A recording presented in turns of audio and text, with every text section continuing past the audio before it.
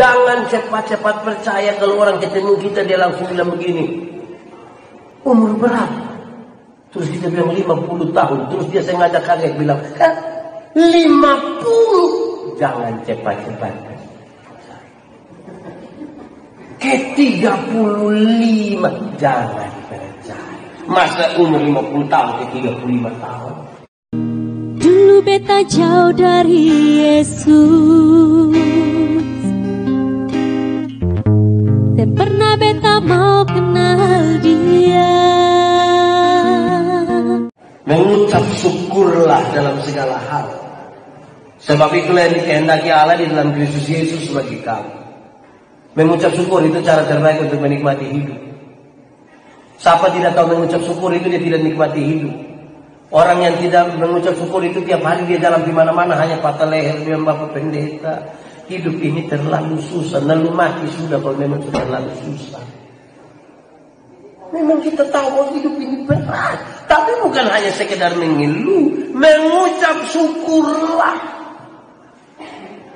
Memang untuk persoalan mengucap syukur ini, itu butuh hati, pikiran, perasaan yang memang hanya tertuju kepada Tuhan. Orang bisa bikin ibadah pengucapan syukur, tapi belum tentu hati, pikiran, perasaan itu tertuju kepada Tuhan. Belum tentu. Saudara mau bukti? Gampang. Banyak orang bikin acara pengucapan syukur di rumah, janji kita jam 4. Orang-orang lain pergi bawa apa? Bawa Alkitab, mau siap ibadah. Sampai di rumah, tuan rumah masih pakai daster. Itu pun terobek di sini. Baru dia masak kasih kita kuah kacang merah. Oh itu mengganggu kita hidup. Jadi bikin acara syukuran belum tentu memang kita bersyukur. Belum tentu hati, pikiran, perasaan kita tertuju pada Tuhan. Saya sering kali bilang begini.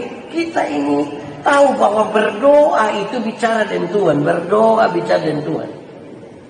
Tapi coba kalau bikin syukuran di rumah mengundang pendeta.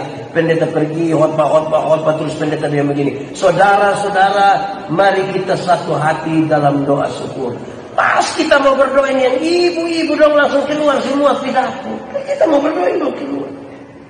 Di Atambua itu ada. Dong keluar kalau sampai di dapur itu ibu yang ketua dapur itu bilang begini.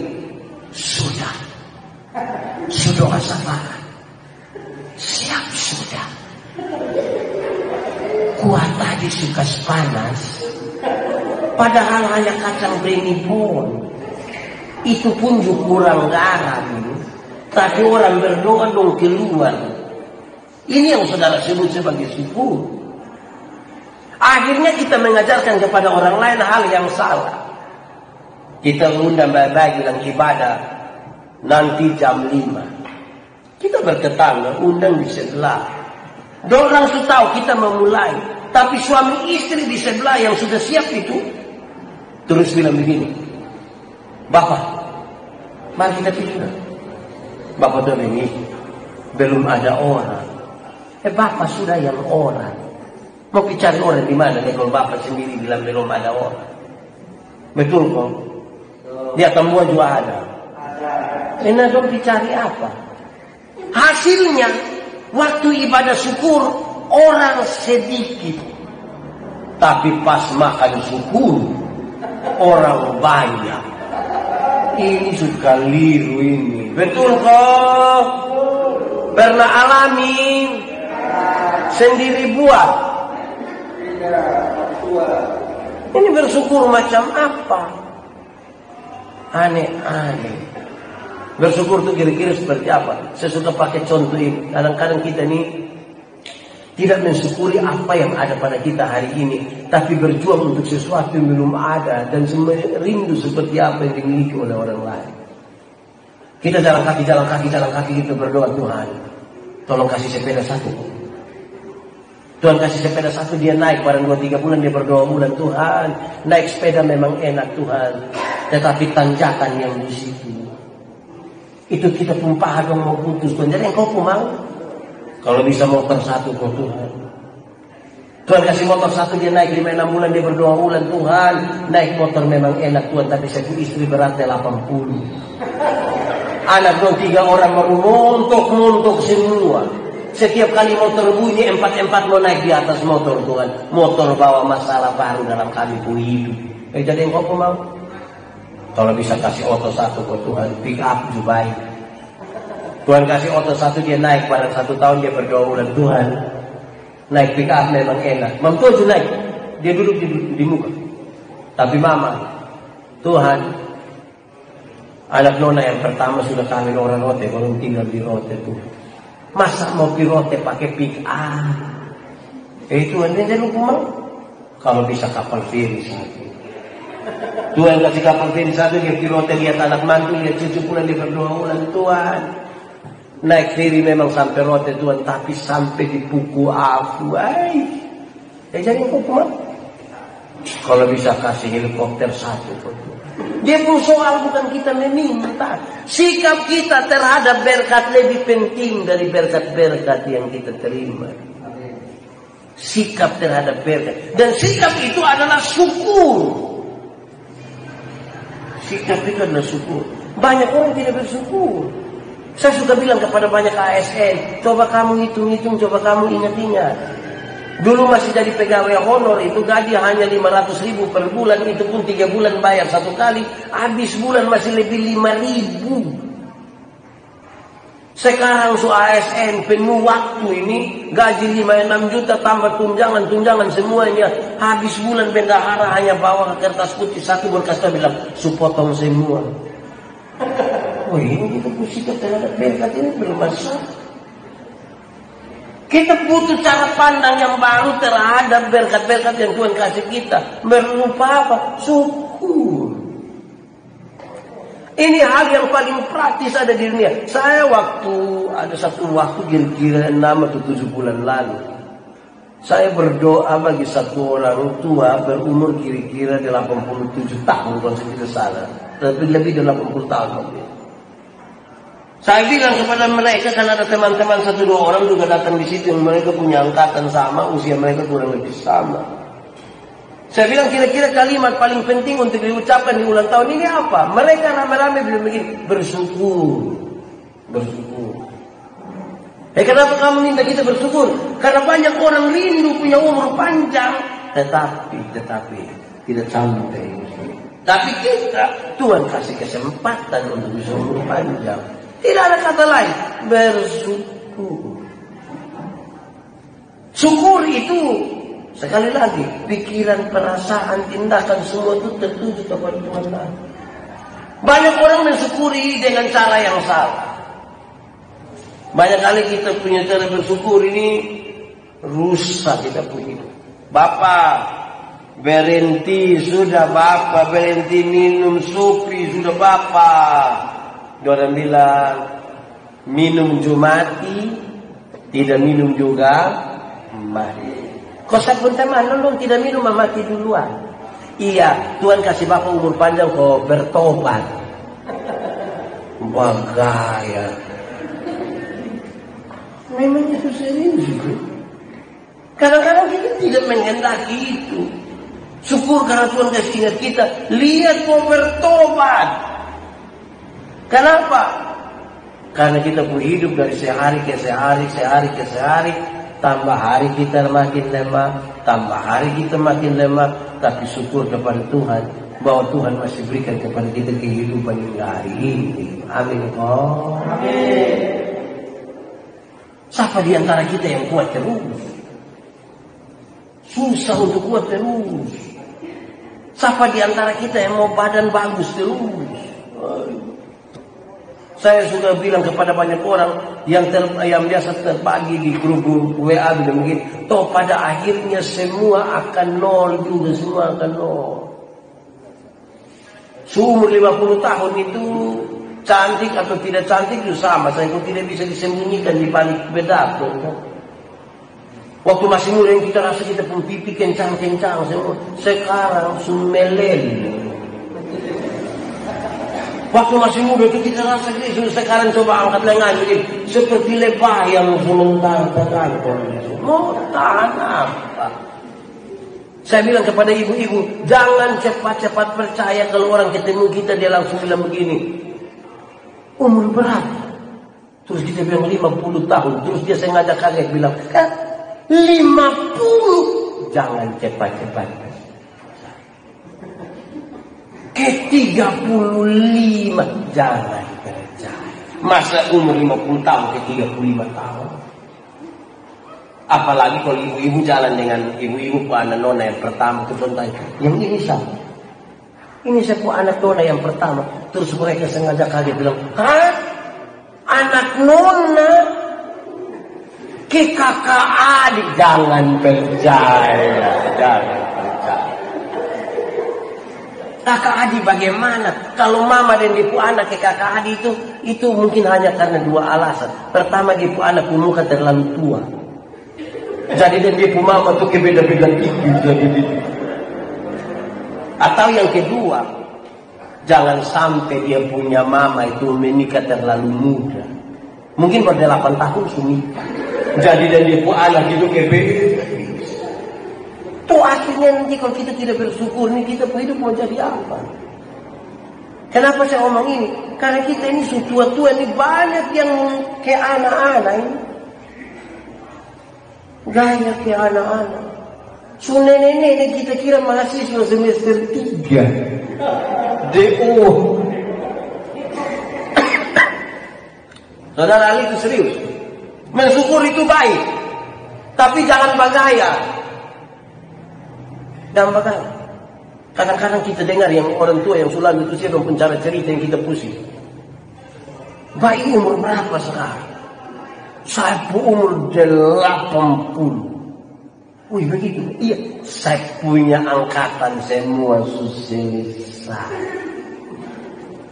Gaya lah. Mau gaya apa? Bayi sekarang buat apa? Hanya bisa cerita dengan cucu.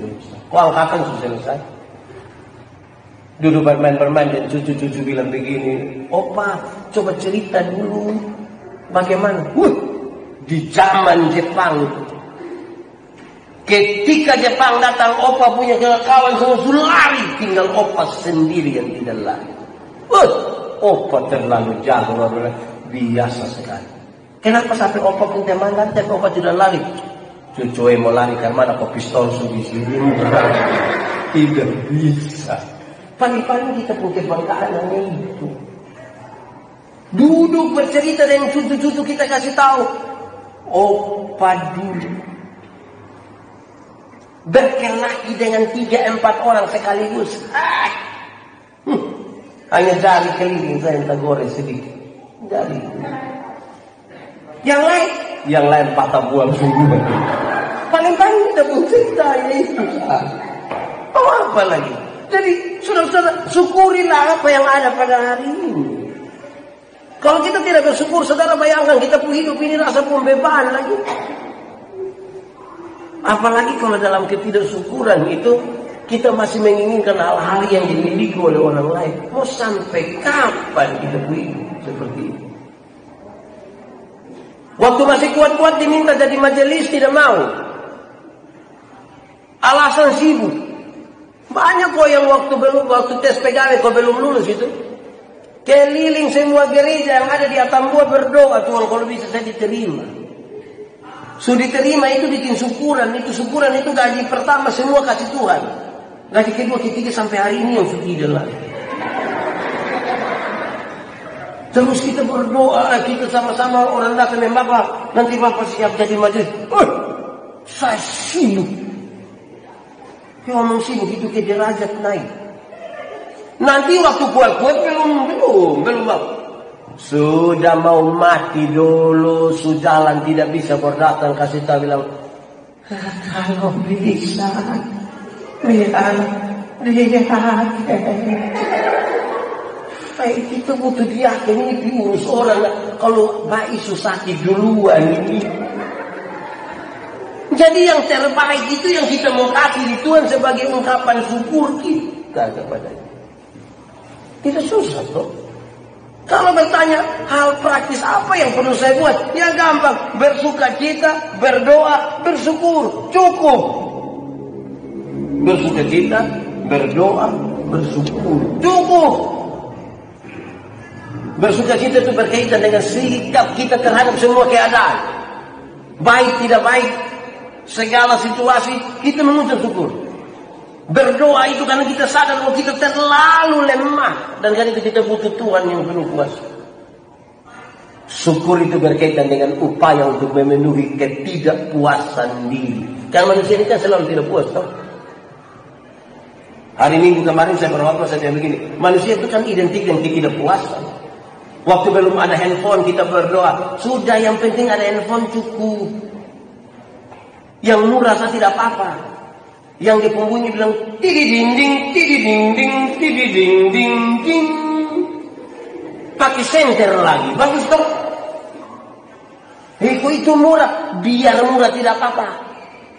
Karena kalau yang murah dan yang mahal itu sama saja. Di sana bilang halo, di sini juga halo. Tidak mungkin di sana halo terus yang murah bilang kilo, kan tidak begini. Itu waktu belum ada handphone. Sudah ada yang tadi ting ning ning ning ting ning ning ning ting ning ning ning ning. Kita bilang zaman sekarang ini mesti Android. Dia update Android pertama. Tiap hari dia mulai foto. Dia rasa foto-foto tapi muka kurang bercahaya. Ini mesti ganti kamera. Muka yang begitu nah kamera yang diganti. Kenapa tidak ganti muka? Update lagi. Kalau dia rasa sudah bagus dia punya muka itu, dia upload pun pakai ayat di bawah. Apa hubungan itu ayat yang kita punya muka? Muka setunjuk saja pakai ayat. Susah betul kita hidup ini. Saudara, hidup ini makin hari makin keras. Kita ada dalam satu dunia yang terus berubah dari waktu ke waktu. Kita pun anak-anak dong ini yang tambah hari. Saya yakin kita pun anak-anak yang kecil dong yang sudah tidak sekolah minggu karena pandemi ini. Satu saat kita suruh hafal 12 murid Yesus dong tidak tahu ini. Ada yang berani jamin dia pun anak bisa hafal 12 murid Yesus, ada kok? Bagus. 7 perkataan mulai hilang suara. 10 hukum, pengakuan iman, 66 kitab. Kita pun anak dan dia pun mama, dia pun bapak dong itu tiap hari hanya pegang HP. Satu di tempat lain, satu di tempat lain. Dorang bawa omong, tapi tidak aku kenal. Tunduk. Kiri. Ada musuh. Anak dong lebih hafal itu Free Fire daripada hafal 10 hukum. Jangan sampai satu saat kita bertanya Yesus itu siapa dong tidak tahu kan? Berapa banyak orang tua yang sekarang mengajarkan kepada anak-anaknya tentang iman? Ada berapa banyak orang tua? Coba sudah renungkan baik-baik. Kita masih ada rumput ini. Makin hari makin jauh, makin hari makin jauh. Tapi kita hidup ingin tetap bersama dengan Tuhan Yesus. Kalau tiap hari makin jauh, mau bagaimana? Saya rasa kita akan mengalami sebuah kesulitan sekarang. Nasihat-nasihat dalam pembacaan ini dimulai dari kalimat berjaga-jagalah. Dari perikop sebelumnya yaitu berjaga-jagalah. Karena segala sesuatu itu bisa timbul, bisa menimpa kita datang kapan saja. Saudara bayangkan, saudara, ini malam kita bisa ketemu dan saling cerita. Besok pagi-pagi bangun orang sudah bisa SMS kita, WA kita bilang tidak pilihan dia kok. Dia kenapa? Dia sudah selesai. Yang selesai ini cepat-cepat, tidak lama. Lalu kalau kita tidak berharap kepada Tuhan, tidak mensyukuri apa yang Tuhan buat, saya rasa kita pun hidup ini ada kurang sedikit. Kepuasan itu, saudara, hanya satu di penjara. Kalau kita isi dengan syukur. Selama bukan syukur yang kita isi di sini, selalu itu kata tidak puas itu yang akan muncul. Syukur itu berarti kita sudah merasa cukup dengan apa yang ada. terus mencari ya, tapi bersyukur berarti kami terima semuanya dengan hati yang terbuka. Kami terima semuanya. Kadang-kadang kita tidak terima semuanya, kita terima setengah-setengah dalam pengeluhan kita lagi. Ada yang salah, ada yang kurang dalam hidup ini. Manusia ini mau sampai kapan, saudara-saudara? Kita digoda oleh iblis sudah bukan lagi dengan cara-cara yang menakutkan kita. Iblis kapan datang dengan muka berdarah-darah, muka takut itu? Tidak ada lagi. Iblis sudah dengan cara-cara yang lebih gampang, yang lebih masuk akal. Iblis mencoba-coba ganggu kita. Justru yang tukang bikin takut manusia itu sekarang manusia, bukan iblis. Betul gue bilang. Anak kecil tidak mau makan, bukan bilang ade makan, makan. Justru dia pun mama yang bilang makan om udah. Wah. Akhirnya anak juga terpaksa makan karena itu om gak bilang. Wah. Anak kecil tidak tidur, bukan dia kasih tidur baik, kasih mati lampu tidur sudah. Dia suruh dia suami keluar dari pintu belakang baru garu cendek. Om, adik su tidur, om, adik. Suka si takulai, tipu lagi. Woi, bertobat sudah. Jangan kerja bikin takut. Nanti besok-besok dong yang sudah besar ke kita jadi tua, tiap hari dong bikin takut kita. Itu ada dong tua-tua. Kita sudah di kursi roda datang mau kita depan mau. Karena apa? Sekarang kita yang kas taku sendiri. Di atas gua ada yang tiap hari jalan kok kas taku. Wow. Hati-hati, Pak. Kan itu penting. Bersyukur saja Tuhan bisa menyertai kita, Tuhan bisa menolong kita. Itu sudah cukup bagi kita. Bersyukur itu artinya kami sudah terima semuanya. Semuanya kami terima dari hati yang lapang, hati yang luas, hati yang terbuka. Untuk apa? Apalagi kalau kita ada dalam gereja Tuhan.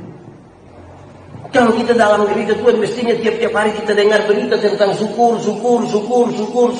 Dan karena itu kita hidup dalam sukacita. Saudara bayangkan kalau 10 orang yang kita terima, kita ketemu tiap hari itu, kata yang diucapkan untuk kita itu adalah bersyukur. Itu hidup kita tambah semangat. Tapi coba kalau 10 orang yang kita ketemu itu jangan satu bilang hidup terlalu susah. Yang satu bilang betul susah. Terus yang satu bilang Pak Jus susah. Itu lama-lama kita yang tidak susah lama-lama saya terlalu susah. Bapak susah, saya susah dia kampung muka. Karena hidup ini hanya datang dengan kesusahan. Susah itu ada. Bukan tidak ada. Saya tidak mau ajar kita supaya tidak merasa susah. Bukan. Ada waktu susah, ada waktu senang. Tapi sikap kita itu lebih penting dari semua. Ini kita ada di dalam gereja, saudara. Dalam gereja ini apa sih yang harusnya kita buat? Harus kita lakukan. Saya kasih tahu saudara, datang kepada Tuhan dalam doa. Saya satu waktu ketika kami KPI di Alor, perbatasan antara Alor Tengah Utara dan Alor Selatan. Saya tegur satu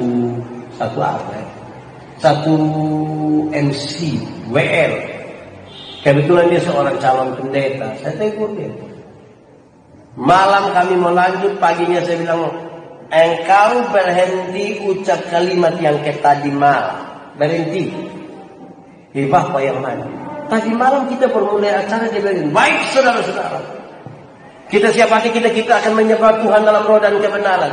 Mari kita bebaskan diri kita. Yang punya masalah kasih tinggal semua karena kita mau beribadah. Semua bilang amin. Saya bilang berhenti om.